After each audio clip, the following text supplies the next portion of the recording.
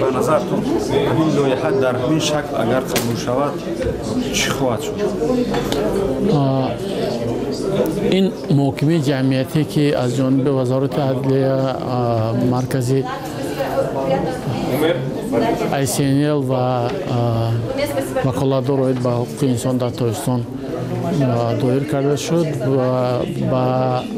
تکمیل لایحه قانونی که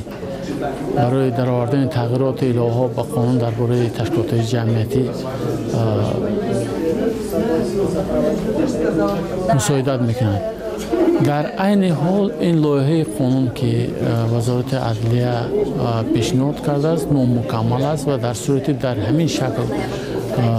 همین شکل قبول گردیدن این لایحه قانون محدودیت ها برای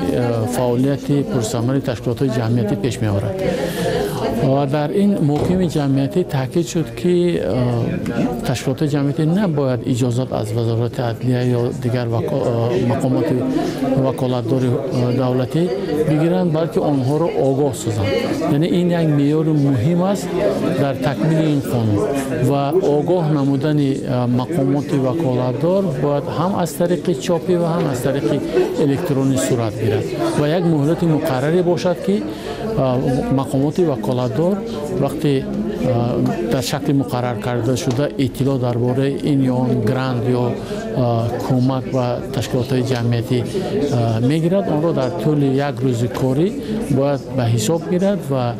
مانع ایجاد نگردد که تشکیلات جمعیتی فعالیت خودش را پرثمر پیش برد. تا حال یعنی ضرورتی چنین یعنی بود یا که اصلا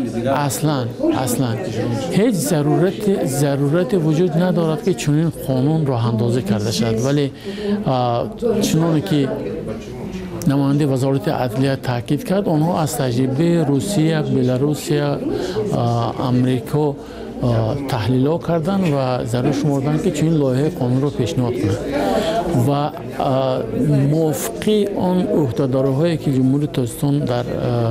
در چارچوب پیمان‌های بین‌المللی دارد این اقدام همچون مانع ایجاد کردن برای متحد شده فعالیت پیش بردن آدمان یعنی شهروندان جمهوری تاجیکستان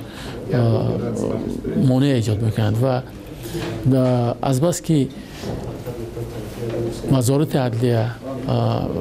موقع خود را با اون اساسا می‌کند که می‌خواهند که در حساب